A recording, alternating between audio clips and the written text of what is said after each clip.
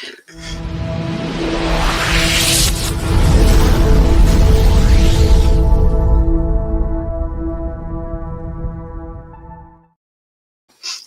I'm Pam Hoffman, Everyday Spacer. I'm Jeff Miller, 2049 Outfitters. At Everyday Spacer, we show regular folks how to personally and directly participate in space exploration, science, and astronomy. We're here on Friday nights at 9 p.m. Pacific time, 12 midnight Eastern time, and the time changed, so it's 12 noon on Saturday in Hong Kong. We're broadcasting live from Thousand Oaks, California. Happy Pi Day! I collected some fun Pi Day posts on Facebook to share with you. Here's the first one. And these were just random. What's the worst part about celebrating Pi Day? You think you'll just have one slice of pie, but then it goes on and on forever. I use the European convention of writing dates as date first, then month, so I celebrate Pi Day on July 22nd. It's the rational choice. That's it. That's what I got. You could bring us back. There's my mouse. There it is. I tried to get away. Okay. I guess we need the show notes, huh? Yeah, they help. We got a comment. Oh. Hey. It's Janie Becker. Hi, Janie. Hey, Janie. Happy Pi Day, yes. Yep. With any luck, we'll get a launch tonight. Yes. I don't think we'll see it, though, with the clouds. Well, it's from the Cape. Oh, is that the Cape one? Yeah. Okay. We're not going to see it at all. There's also a bunch of dirt in the way, too. There's a planet. You got cybersecurity news? Yes, I do. Okay. So, some cybersecurity news. Second Tuesday of the month was this week. So Microsoft has a bunch of their updates, and so does Adobe, just because why not on the same day? Because they both have a whole bunch of vulnerabilities in their stuff. Okay. So they, instead of doing them all the time, they just pick one day a month, and they pick the same day. So if you have Windows and it hasn't updated yet already, do so. There's also an update for Microsoft Edge and just about any Chrome browser, because there's a really bad bug in that one. Oh. Yeah, basically anything based off of Chrome, which is most everything except Firefox on the Windows platform. So, okay, Opera, all of those. Also, I talked about this a little bit before. Microsoft warns of a click fix phishing campaign, this time targeting hospitality sectors via fake booking.com emails. And I'll put a link to this just so that, because there's some details and there's some links for it. But what it does is they send a file, usually a PDF, but it can be just an email, where you click on it. They claim that there's a problem, a bug on your website or something like that. This is, or there's in the bookings.com one, they claim that there's an error with your, sorry. What did you do? I had my thing up. Well, I don't know why it went to the other one, but. Okay, add to stage. I tried to do that. It's not working. Okay, well. Let me do this. One moment, please. Wow, I don't know why we lost yours, but. Okay, well, in any case, I will put the link in the thing. There wasn't much to read there. I was just going to show stuff. Well, don't you need it for the... Oh, yeah, for my... Okay. Well, I'll try undoing it and Yeah, I think you're going to need to. We got new computers a few weeks ago, and... Yeah. They are not living up to my expectations. Yeah, so there. There's a link to the article.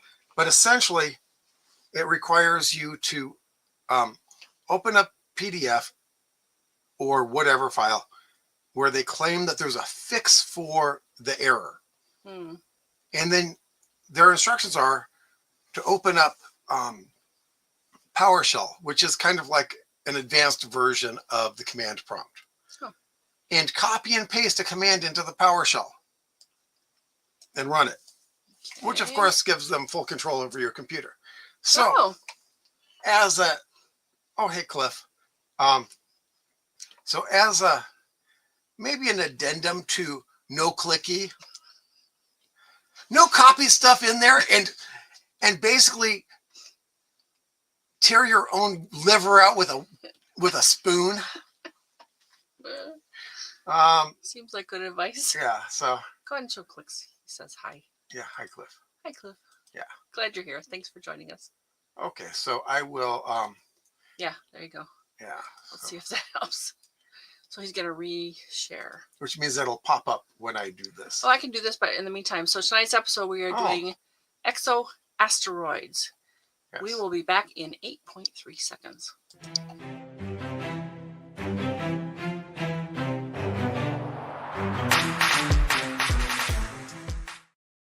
There's a... Oh, now what? That's weird. I thought it was us. There we go. I just wanted to make sure that it would show up for the... There's a link to that book in the description. Tonight you can help find asteroids around other stars. And this is a quote from the Zooniverse page. Do you ever wonder what the future holds for our solar system? The sun will eventually become a dense, planet-sized object called a white dwarf. That means studying the white dwarfs we see in the sky can provide a glimpse into our own solar system's fate. Help astronomers discover debris disks and asteroids around white dwarfs using images taken by NASA's Wide Field Infrared Survey Explorer, also known as WISE, W-I-S-E, telescope. Okay, Jeff, tell us about exoasteroids. Okay, yeah, go ahead and show the screen. This is, of course, another Zooniverse project. And let's have this in there, too. Okay, it did again. It's on mine now. You're going to have to leave it. However you go, it's... There we go. Yeah, that's what we're trying to show you folks. Yeah. So there's something screwy going on with... Dawn's here. Hi, Dawn. Hi, Dawn. Oh, good. We had clouds. Yeah. Glad you got to see it, though. Yeah. So exoasteroids. You're looking for asteroids around other stars. So just thought that this would be an interesting, project, just because, yes, you can see asteroids and planetary disks around white dwarfs. That's astonishing that you can see asteroids around another an exoasteroid. Yeah, not quite, but we'll show what's up with that. But it's currently 0% complete. Yay! And it has been for a week. Huh. So that's not, Well, I kind of understand. I looked at this afternoon, and I have no idea what you're supposed to do. Right. Yeah. And so I'll go into that a bit too. It just felt a little confusing. Yeah. They do have plenty of volunteers, but they have 10,000 subjects and zero completed. So they're talking about asteroids deliver chemical ingredients for life in planetary systems outside our own. So I guess this could be part of panspermia. See what the asteroids look like, but mostly it's just, Now, one of the things about this in the Learn More, here they talk about it a lot, and we're actually spotting planetary disks, not individual asteroids. So I guess they'll leave their mark in other ways. Right. Okay. And it's the dimming and brightening of of the star that they're looking at. And by white dwarfs, they're, I guess a planet around a white dwarf, a surviving planet around a white dwarf, would have a specific dimming and brightening, but planetary disk and asteroid fields, would have a different one. So that's so why should we care about them? Basically because this is the way the sun will end up. Won't matter to us by that time. For one thing, it's a long ways away. Yep. For another, we'll either be gone or carbonized by then. But it is part of the whole life cycle of a star. So, and this is an actual image of a white dwarf with the white dwarf blocked out. And or these two are two different images. And these are computer simulations as to what it would look like if you were close enough to actually see anything. Got it. So, yeah, those are kind of amazing images, I think. Yeah, of course, these are fiction, but these are real. But usually scientific, depictions like that are based on real stuff. Right. They recreate it as best they can in an artistic format. Right, yeah. And so this is sort of what you're seeing here, what you'll be seeing. If you notice the brightening and dimming, although you've got a lot more tools than just this. But this sort of thing is what shows that it's a variable white dwarf, which means that there's stuff in the way of it. And why does it require the human eye? Again, because the AI is not quite up for it, because there are other things that look like them but aren't. And here's more of what you'll be seeing. Here's the object, and they actually change. White means it's increasing in brightness, and black means it's decreasing in brightness. But they said something about them being in the center of the images. So when you actually do this project, you're looking at the center of the object. Right. So this isn't the object. The object is in the center, and in this case, it's just a spike off of another star. It's an artifact. And they're talking about artifacts here. And this is, again, just an artifact of the camera. If you notice it, just not really there in this image. Yeah, they said ghost. Yeah, it's a ghost. And these are the Wise and Gaia are the ones looking at this stuff. Those are the spacecraft that. Okay. Yeah. Good. And this is what their computer sees. So if it sees this pattern of light, light frequencies, then those are the images that we're looking at. So there could be a lot of different reasons for it to see this this set of wavelengths. And so we're picking through it, probably training the AI, but that's what a lot of these are. So Cliff's got a comment. Yeah. Some planetary disks are in Orion, which you can photograph. Yeah. As in you can photograph from home, Cliff? Yeah. Wow. Yeah. Okay. Now, one of the things fascinating is that we look at the team here, and a lot of them are U.S. based, a lot of them in Arizona, but a few of these people got into this studying brown dwarfs in wide and close binaries to white dwarfs. So here's my suspicion. They were looking for brown dwarfs, by looking at occultation of the white dwarf. Okay. And saw things that didn't look like a brown dwarf and thought, how many of these are there? And kind of came up with, planetary disks or asteroids as the explanation for what they were seeing. Interesting. And so now they're creating a database of those objects. Probably did, because this is a new thing for them. It's not what they were looking for. Okay. But it's something new. They found it. So now because like brown dwarfs. That certainly happened before. That's how we have the Messier objects. Yeah. Yeah. So they don't actually say that, but that's just my, my grok from who's involved in it. Got it. And education. Here are some really nice links. I always like that about Zooniverse. If you want to continue your learning about this sort of thing on this topic, they give you options to do so. Most projects. Yeah. Now the fact, most of it isn't great. What is citizen science?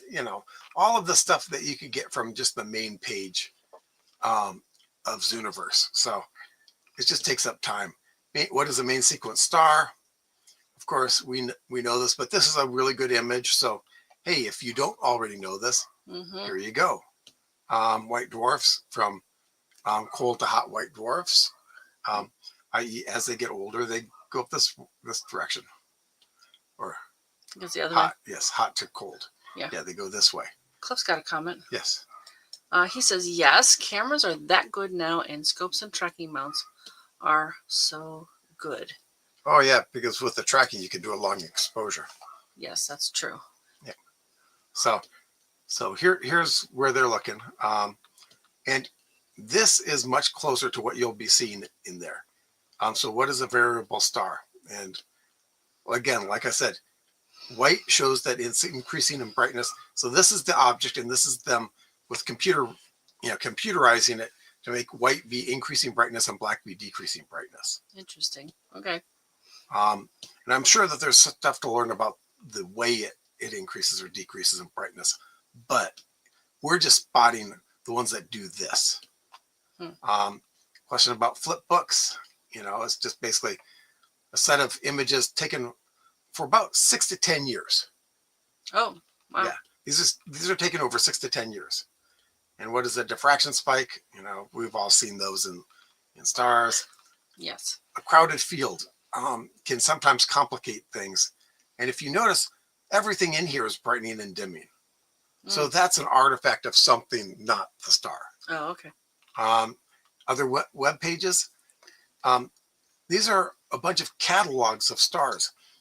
And whenever this white dwarf is in a catalog, they'll have a link in the metadata for this project, for that white dwarf, to the catalog. So Simbad, Vizier, and Wiseview are the catalogs that that they have links for. Apparently there are a bunch of things in the Gaia catalog, but they don't have any links for that, for the Gaia. But they do have links for for these three. Simbad, Vizier, and Wiseview. Yeah, again, more fun stuff if you wish to go there. Yeah, if you want to dig, it gives you plenty. What could cause brightness changes other than exoasteroids? And they go through there, but theoretically, none of the images that you see will have those. So, because their AI can apparently differentiate those. So that's that. Classify, and let's. Oh, here I need to go to. Where's the help? Tutorial. There we go. Okay, so here's the tutorial. Maybe I went through this really quickly this afternoon, but that didn't really help, as Right. far as I could tell. The tutorial doesn't really help a lot. Okay. This is the one page that really helps. All right. It shows exactly what's going on there. And it shows the brightening and, okay, yes, you can see some change here, but it could just be random noise. But this one is what gives it away. And there's no change. So it's not a variable. Okay. You see. And this is just some blotch that shows up. And these are diffraction spikes. This is basically what we saw before. And so this is a ghost. So none of these are what they're looking for. Some things, a crowded field where everything's changing in brightness at the same time is something that, this one might actually still be a variable, even though these things are going, just because it's going at a different rate of everything else. So, okay. But this one, if you'll notice, they call it proper motion. Essentially, That looks kind of almost threw like me because proper motion is actually a term. Right. I think it means something else, but well, okay. I think it is rotation, because if you notice, the darkness moves. Now, my guess is that that's something big moving past it, but not quickly. That's my guess, but could be something else. But again, it's not what we're looking for. And then they actually explain what these, what everything on the control section is. So that's nice. It's really small. Typical Zooniverse. Yeah. But if you're here for the first time, that's really helpful to point things out. The field guide. I didn't think it was that useful either. No, it's just basically a restatement of the tutorial. Yeah. A couple more examples, but they don't really get, so I'm not really going to go much into that. So, because it's essentially, now one of the things that they do say is that most of these images will not have a variable in them. Oh, okay. So like this one, is there a variable? Nope, nothing's changing. And I noticed that that's not doing the same thing, but Yeah. you can Well, turn you it have to, on, right? yeah, yeah, you have to hit the, Yeah. but if you notice, nothing in the center is showing up, No. or getting, so does an object near the center of either image panel change in brightness? No. Nope. Cliff's got a comment. Okay. He says usually the direction that the star is traveling. Yeah. Oh, I think she's talking about tracking Oh, yeah. from his last comment. Or it could be the motion. Hmm. Yeah, when we talked about proper motion. Okay, so here's another one. Now, when you have this turned on, you have to turn it on for each one. So you have to turn it on. Now, I think that this is what they're looking for. Is it getting brighter or dimmer? No. Is this one getting brighter or dimmer? That looks like proper motion. I don't think it's the subject. It looks like proper motion. Yeah, because I thought it was going to be in the middle. Yeah. Yeah, so. Yeah, it even says, does an object near the center Right. change in brightness? So I think that even if this was the target, it wouldn't be it because it looks like proper motion. So I'm going to say no. Okay. Now, one of the things is that this is a fairly simple task because it's yes or no. Yes. Now, there might be more if you manage to say yes to any of them, which I haven't actually. Oh, okay. So I'm going to just run through a bunch of these, hoping that we, okay, so. And as usual, they have need some help with this task. Yeah. Done and talk. And now this one, if there's, but if you look, everything else is dimming and brightening. So I think that this is an artifact of the camera. Okay. So it looks like you're going to do a lot of no's in this thing. Yeah, which might be why there aren't a lot of completions. Okay. So again, no, I'm just hoping upon hope that I can actually find one for you guys. Again. They don't really give you like the percentage of. No. Sometimes they'll tell you, well, well, you'll get one out of every I think whatever. It's so obvious that a no is a no. When it's like they're looking between things that's a maybe and a no, or a maybe and a yes, and they're saying that only 10% of them are going to be yeses. So you have to basically err on the side of no. So again, but this one's just so obvious that I don't think that they need to do that. A little bit boring. Yeah, I know. It's a neat subject, but not a really it's kind of a mind-numbing. Would be interesting to like get one of their subjects at least closed out. That might be a task to just keep doing these until they're at least have a finished subject. So Cliff says, proper motion. Most stars are going in all directions, and some are not going that fast. Okay. Thank you, Cliff. Yeah, it's. Yeah, nothing on the. Now that is kind of near the center. But they're all doing that. Yeah, they're all doing that. So. Well, I'm glad for the demo because I was pretty confused, and. Right. This is what it does for you. It helps you kind of. Okay, right. This is what it really is about. Right, and this is why it was confusing for you because. I didn't even try any of these really. Oh. So their examples are much clearer than any of the ones that I've ever seen here. Now, is this one? It's approaching the center. It's near the center. Is it actually brighter or not? Everything seems to be doing what that's doing too. I'm going to say yes. Well, now we get to see one. That's it. That's it. Okay. I'd call this a little bit on the. Well, if you've got insomnia and you want to go, you want to get your count sheep or stars. Well, this might be the task for you. I got one that was a maybe yes, but probably not.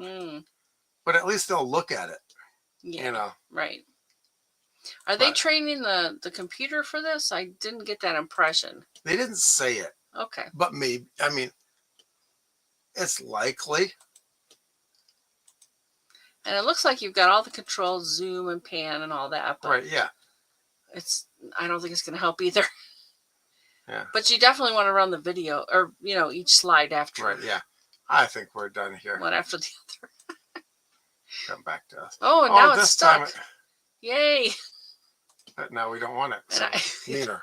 And I don't know if it was the computer or this StreamYard platform. Well, both of us did it when. Yeah, So- it changed for So both I think of us. StreamYard was having a hiccup, So, okay. and their hiccup might be mostly done. So maybe a little boring, but if you really need that kind of thing in your life, perfect. Maybe not quite as mind-numbing as counting rocks on an asteroid. Sorry, Scott's not even here. You might We see could it. we could tell him later. We have a project for you. All right, so I'm going to go ahead with some stellar events this week. We're talking about March 14th, Happy Pi Day again, through March 21st. It's the full worm moon, and it was a total eclipse. If some of you got to catch that, I think it was really cloudy for us. And then I looked out right before bed, and I was like, I can see a star. So we went outside, and we caught a little glow through the clouds. But yeah, no real event here. The moon was on the equator and at descending node. Mercury appears stationary, and it's the end of Purim. March 16th, this Spica is 0.3 degrees north of the moon. March 17th, the moon is at apogee. Let's see, which one's that one? That's the farthest one, right? Apex, apogee. And it's St. Patrick's Day. March 19th. I have to find some orange. Yes, it's a tradition.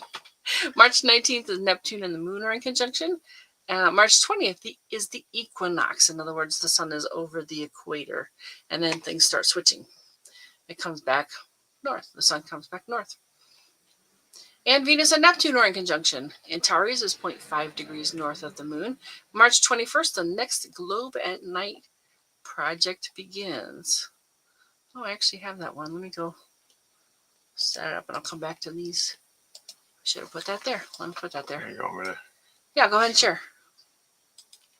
Let's see if it worked. It worked. Yay. So you may recall, we've talked about this before. You go out, you take pictures of the things that they talk about there. In the northern hemisphere, you can choose Orion or Leo. In the southern hemisphere, you're looking for Crux. And I actually just noticed something this week. Each one of these targets links to a page with information about the mythology of the object. So that was pretty cool. Oh, we've got a couple of things. Yeah, go ahead. Right. Janie, thanks, Scott. I'll be wearing green all week. Yes. Yeah, so few people actually get the whole orange thing that it's just fun to do just to see who actually understands. Cliff says, have you seen the video of the eclipse from the moon? Oh, from the moon. That I saw No. a picture. That was very cool. No, I'll have to look for that. Thanks, Cliff. Yeah, I saw something on Facebook. A picture, on not YouTube. a video. Yeah. Very cool. So each of these links goes to a page with information about the mythology of the object. You can come back to us on what's next here. There it is, March 21st. We're back to our Friday night show. We're going to dig into some news, and I'll have more details shortly. Find us Fridays at 9 p.m. Pacific time on the Everyday Spacer Facebook page and the Everyday Spacer YouTube channel. What inspires you the most for the coming week?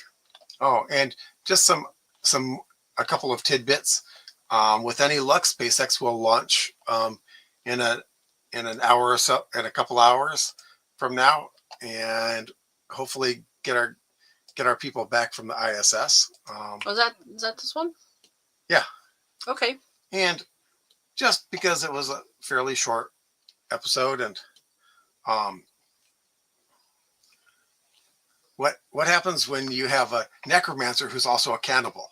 Oh boy. They braise dead. I'm going to go ahead and talk to you about. Go ahead and share the screen. Again? Well, yeah, I got some What emails. I got some what's emails, and I thought they were really cool. So I wanted to tell you about this. And we've done a show on this. It's quite a while now, but I think it might be worth revisiting because the Micro Observatory, and that's who sent me this email, has decided to expand the network. So they want some input. Let's see what it says here. I want you to be part of this thrilling journey. As a recent or potential user of our remote telescope facility, your thoughts and opinions matter to us. And that's why we're asking you to take a few minutes to complete a voluntary survey. Your feedback will play a crucial role in helping to shape the future of open access to real telescopes. Let your voice be heard and help us create an exciting future for remote observing. I thought I'd go take a look at that really quick. See what it might be looks good like. to give a link to that. Yeah, I can do that. So they talk about, say you need your input again. How old are you? And then there's next. So this is Survey Monkey. I'll go ahead and grab that link and add it to. And I do have one more from an email to share. All right, so this should be a clickable link in the chat for you. Yeah. Now, one of the things is that they might eventually ask where they want to, where you want more telescopes. Since we don't know what the other questions will be, but it'd be a really good opportunity to petition for some of their telescopes down in the southern hemisphere. I think that's a great idea. We can actually try it. Let's see what goes next. I won't go through a lot of this. It's just probably about 4 questions. Where do you live? How do you identify? How would you rate your astronomy knowledge? How did you hear about this? You can tell about our show. When was the last time you used it? A while ago now. Boy, there's quite a lot on this page. How likely is it you would recommend? We're going to go with extremely likely. I am pleased. Check out the reply. Yeah. Hey, Scott. Hey, Scott. Welcome. Yeah, you might want to go back and watch the beginning of the episode. We found just the Zooniverse for you. All right, and the other thing I found was this from LifeShip. They actually put a pyramid on the moon, and I'm talking like, the size of a small apple. But they are going to do, let's see, I forgot to read it again today. We're taking the next leaf. The LifeShip Luna Gallery, community-powered art collection to fly on a moon rover later this year with video beaming from the lunar surface. We're gathering a select community of artists to join a gallery to last 1 billion years on the moon. Together, we're a community helping shape the space art movement. You can add art to a mosaic gallery on your own personal art plate or even as a small object. So I don't know entirely what this is about, but I thought it'd be pretty cool to share with people out there because, getting involved with space doesn't mean you have to do things that are really technical or really boring like the thing we showed tonight. But you can do cool stuff like art as well. I mean, there's contests, there's this LifeShip thing now. It doesn't have to be a certain way, I guess is what I'm trying to say. And here it is. This is what they put on the moon already. And that was a week ago or something. Mm-hmm. So yeah, I should try to get Ben on the show. Blue ghosts on the lunar surface. Firefly. I think Scott had another comment. And Cliff had one too. Oh, Cliff too. Okay. Okay. Crew 10. My friends are at the ASM in Florida and taking close-up photos of the launch. Cool. Yeah. Woo. Yeah. And Scott. Oh, here. You missed one. Yeah, it moved. Oh. Scott says, "Is it counting small rocks on a bigger rock?" It's worse. It's worse. Sorry, man. We only think of you though. You only have to do one thing per image. This is a really good project for insomnia, the exoplanets one. It sounds cool, and it seems a little boring. Mm-hmm. So unfortunately, yeah. Yeah, I mean, the nice thing is, as most of them have, there's all kinds of links in other parts of the project, and you can do a lot of learning about. If you want to do some digging, Scott, this is a good place to start. If you want to look at white dwarfs and potential things around them, but good luck finding an actual transit of a white dwarf in any of these photos. I went through a bunch, then we went through some on the show here. Good dozen tonight, yeah. I found one that was a maybe. Yeah. So yeah, it's good science, but it's not an engaging science. Yeah, I would say that's true. Yeah. So. All right, but we did demonstrate it. If you want to go, they don't have anything completed, and yeah, it's still 0%. It's a big project. Aren't there are a lot of objects, right? Yeah. So, yeah. How do they say in Canada? Fill your boots.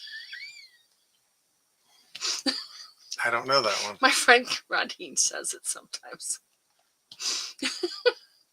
Okay, you want to do this part? Sure.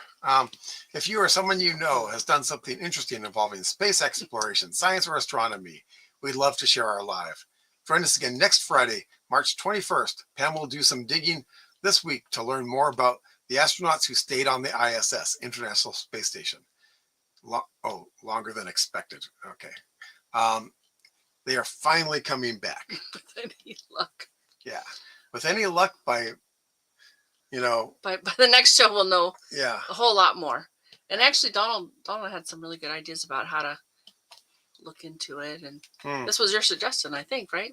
Isn't that something you were thinking of? And I don't know what my suggestion was. Yeah, to look into the dig Oh, into this whole thing around the astronauts who are okay. on the space station. If you say so. You know, your memory is the second thing to go. You know what the first thing is? I have heard this before. I don't. All right. Thank you, everyone, for being here. We really appreciate that. Sorry, but the project wasn't a little more interesting, but there is a lot of really good material surrounding it. If you want to dig into that, I think that'd be really great. But yeah, if you want to try the project out, yeah, I would say try it out. And they have some good links. You'll soon find out that. Yeah. That's if nothing else happens. Yeah. That was exactly what I was thinking. You just beat me to saying it. So yeah, we had Cliff here and Janie and Janie knows. Yes. And Dawn was here. Cliff and Scott and Janie and Dawn are regulars. We are so grateful you're here. It's always a better show when you are. Yep. All right. So anything else from you? No, I think they've heard enough from me. You have, but you can't get away. They can. It's easy for them. They just have to. Oh, no clicky. No clicky. And no, what was the other one? Oh, You discovered another one tonight. Yeah. Filling in something, right? Well, it's just, don't help them. Yeah, don't help them. I think It's hard to know now. They're getting so good at. Yeah, but this was just like, here, enter these, copy and paste this into PowerShell. It's like, man, do it to yourself, Here's a big stick, do it to yourself. I mean, Lordy. I'm getting to the point where somebody calls me about something, even if it appears legitimate, like there was one the other day, I'm like, well, thanks so much for the information. I will call in. I will ask my provider myself. And I did. I called them. And they couldn't tell me anything about it. So, okay. And they tried again. And I ignored them. So they stopped. Yay. Yep. All right, folks. Have a great week. Yep. We'll check in with next week, and I'm thinking it'll be a little more interesting. We'll find out. We'll find out more, especially between now and then, and give you some backstory. So, yeah. Okay. All righty. Thank you. Good night, folks. Good night.